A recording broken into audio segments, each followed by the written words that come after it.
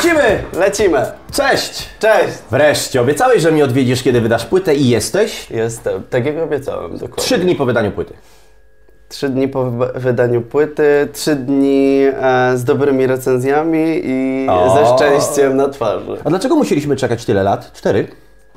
No niecałe 4, a musieliśmy czekać dlatego, że ja musiałem do pewnych rzeczy dojrzeć, musiałem się trochę zmienić i musiałem nabyć trochę więcej nie doświadczenia, tylko musiałem inspirację po prostu pozbierać. Co znaczy musiałeś się zmienić? Zmiana tak naprawdę to jest proces, który trwa od niedawna, bo w sumie od śmierci mojej mamy to ona gdzieś tam zainicjowała tą całą zmianę wewnętrzną do tego, żeby stać się trochę lepszym człowiekiem i do tego, żeby materiał, który właśnie ukazał się teraz, był materiałem, który przekazuje nadzieję i dobrą emocję po prostu. Co znaczy stać się lepszym człowiekiem? W jaki sposób zaistniała ta zmiana? Widzę błędy, które eliminuję po prostu. A wcześniej ich nie widziałeś? Wcześniej się na nich nie skupiałem po prostu. A dlaczego teraz się skupiać? Jak to się stało, że nagle zacząłeś się zauważać? No, to wynikło z tego, że pewne rzeczy po śmierci mamy stały się dla mnie jaśniejsze i pewne rzeczy po tym wydarzeniu po prostu poczułem wewnętrzną chęć zmiany siebie na kogoś, kto jest lepszy niż był. I jakie to są rzeczy, które chciałeś zmienić? To już chyba jest moja indywidualna sprawa, aczkolwiek wydaje mi się, że robię to z ogromnym powodzeniem i nie zatracam przy tym takich wewnętrznych emocji, które przekazałem właśnie tutaj na płycie. A jak odsłuchasz, albo jak już odsłuchałeś tą płytę, to usłyszysz jakby o co chodzi.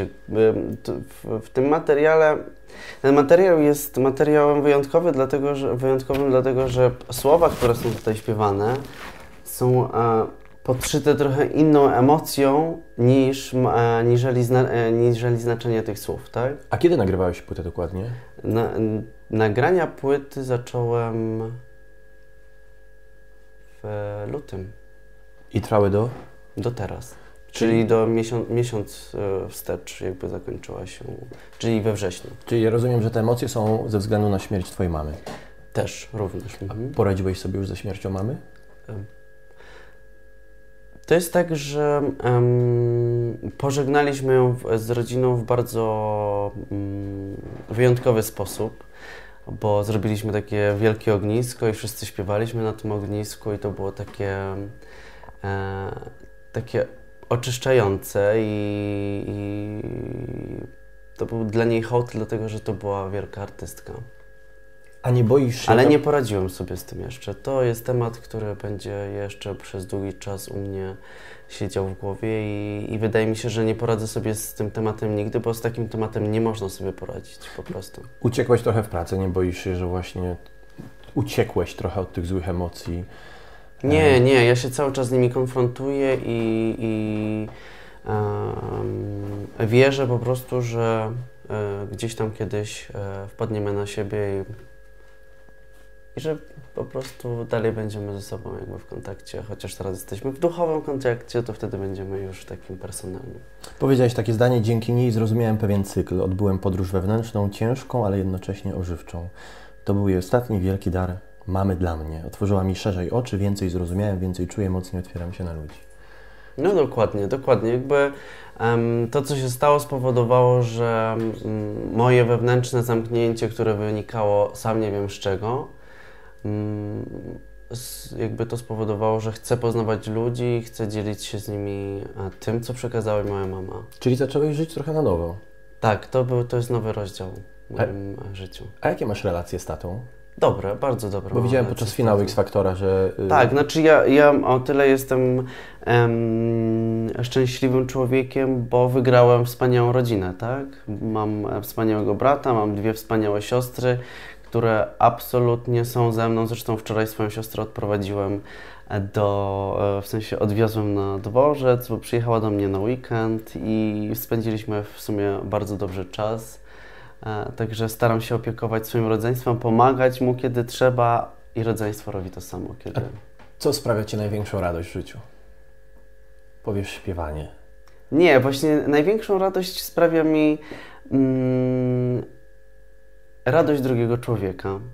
Czyli kiedy na przykład otwieram od kilku dni swojego fanpage'a i odpalam wiadomości prywatne i czytam w nich, że nie zawiedli się i że ta płyta jest dla nich kluczowa.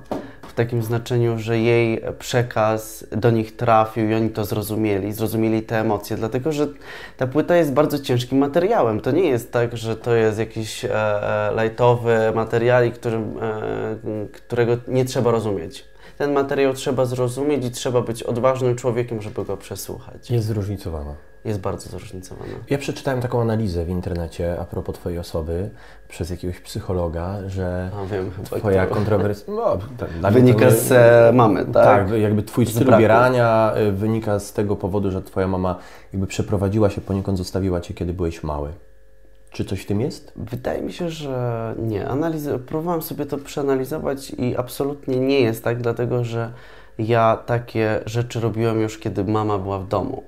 I mama doskonale o tym wiedziała i my zawsze się bawiliśmy w różne takie sytuacje i po prostu moja mama była otwartą osobą i pozwalała mi spełniać siebie artystycznie nawet jako dziecko. W związku z tym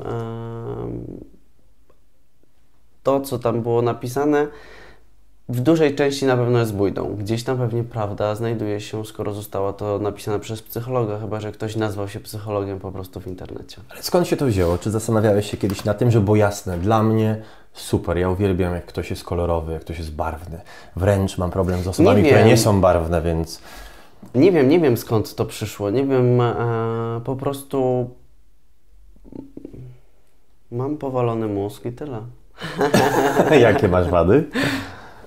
Wady to chyba lenistwo, taka największa wada to lenistwo i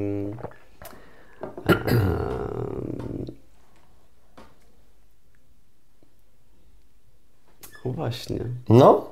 Mam dużo wad. Ja mam bardzo dużo wad, nawet wypisałem sobie je na karteczce, ale nie chcę ich zdradzać.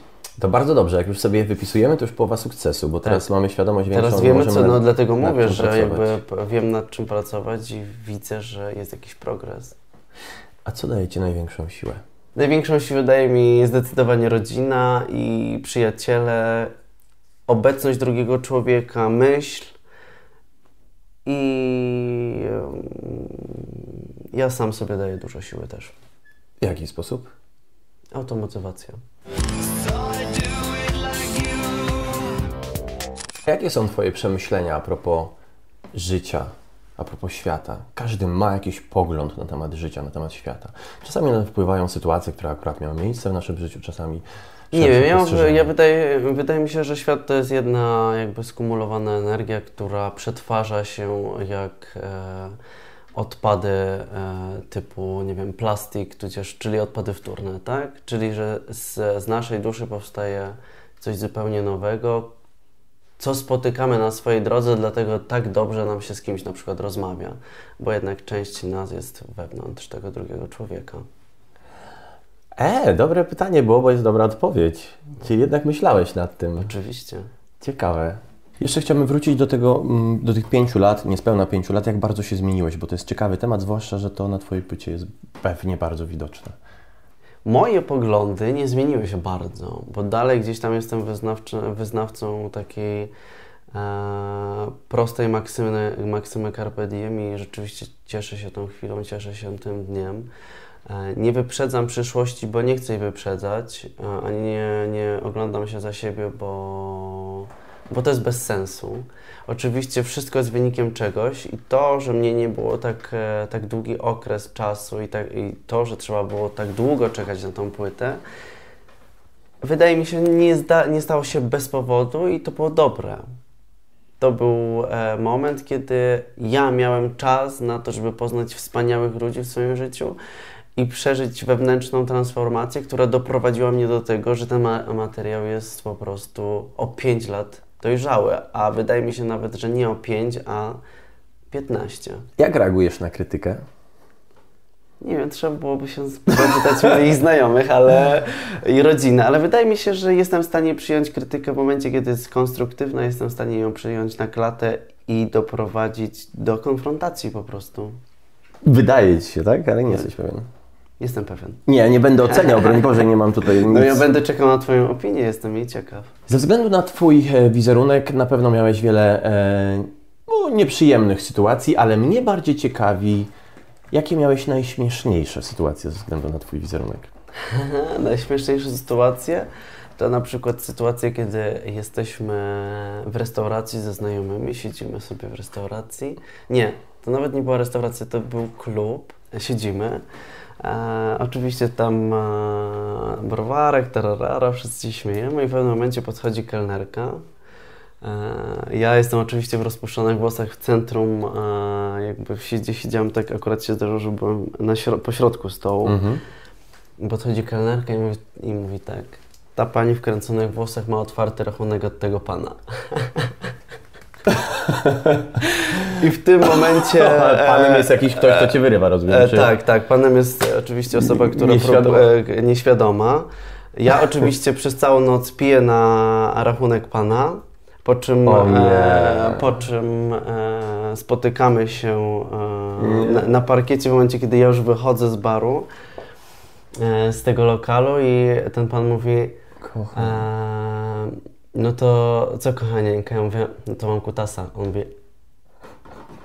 I wyszedłem.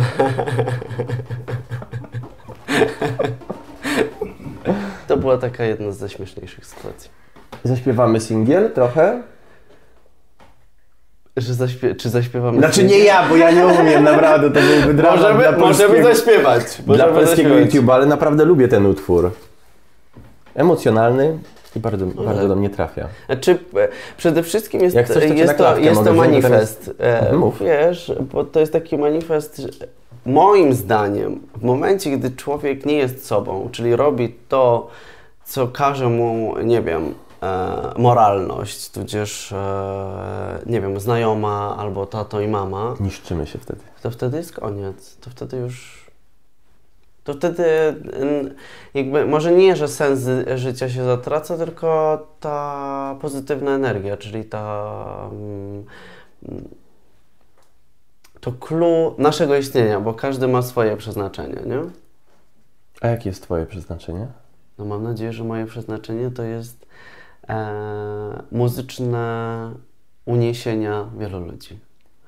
No to unosimy w takim razie trochę ludzi i śpiewamy kawałek. Ale taki mały. Tak, refrenik, tak, to kawałek. Dobra. Byle być sobą do końca. Inni nie mogą do końca.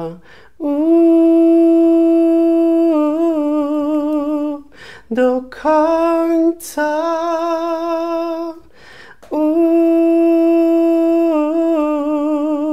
Sobą zostać. Ja się zawsze wzruszam, jak ktoś śpiewa w kawalerce. To było cwane z tym utworem, muszę Ci powiedzieć, i z samym tytułem, i z tekstem, no bo przy Twoim wizerunku to taki utwór no mega pasuje. To jest znaczy to był taki, emocje. wydaje mi się, że człowiek gdzieś tam nie do końca się spodziewał, że nagram taki utwór. Wszyscy po tym rzekomym fiasko epki gdzieś tam chyba trochę pozamykali sobie możliwość do tego, że nagram dobry materiał jeszcze. Że przyjdzie taki czas, że w ogóle ludzie chyba pomyśleli, że odpuszczę temat, że odejdę, że już nie będę śpiewał, bo jakby materiał poprzedni okazał się fiaskiem, tak? Że dam sobie spokój, że to tak dużo mnie kosztowało. Faktycznie bardzo dużo mnie to kosztowało. Ale no, ja się nie poddaję. Czyli jednak krytyka wpłynęła. Wpłynęła, ale to była już samokrytyka. Aha, czyli Ty też masz świadomość, że pierwsza epka była słabym materiałem. Znaczy, nie mam absolutnie to nie tak, że to był zły materiał, bo ja go stworzyłem, ja go pozwoliłem wypuścić. Ja z tym materiałem się absolutnie utożsamiam i będę go bronił do końca i uważam, że to jest to... Ja jestem człowiekiem, który kocha eksperymentować, dlatego ta płyta jest różnorodna, bo ja nie chcę się zamykać w określonym gatunku muzycznym, bo ja jeszcze mam na to czas. I zaczynałem od zespołu hard rock, nie zaczynałem w ogóle swoją przygodę z piosenką od numeru Chłopaki nie płaczą, śpiewając na sali gimnastycznej w szkole podstawowej, mając, nie wiem, 10 lat i wygrywając konkurs Szkolna Szansa na Sukces, po czym przeszedłem na wyższy level i zaczynałem śpiewać piosenki kościelne, tudzież pastorałki na scenie Domu Kultury. Później zacząłem śpiewać hard rockową muzykę, gdzie ci ludzie, którzy słyszeli mnie w pastorałkach, myśleli, że jestem szatanem i jestem opętany. I następnie wydaję epkę, która jest elektroniczna. To było mi potrzebne. Ta epka była mi potrzebna i jestem szczęśliwy, że ją wydałem. Dlaczego była Ci potrzebna? Była mi potrzebna, bo chciałem spróbować nowego gatunku muzycznego. Udało się czy nie? Z tą epką. Powiedziałeś, że samokrytyka. Mogłem zrobić więcej. O! Na to czekałem. Mogłem zrobić więcej. Ale rozumiem, że tu zrobiłeś. Tu zrobiłem dużo. Super. To ja gratuluję, bo jeżeli chodzi o singiel, to ja jak najbardziej jestem już fanem. Trzymam kciuki za dalsze powodzenie tej płyty. Nie wiem, czy dziękować, czy nie. Dziękuję, mnie się nie zapesza. To dziękuję. Gratuluję i pewnie do zobaczenia na jakimś koncercie. Do zobaczenia. Jak będzie, to oczywiście Cię zaproszę. O! Jakie znajomości się ma z kawalerki. Dziękuję. Dziękuję.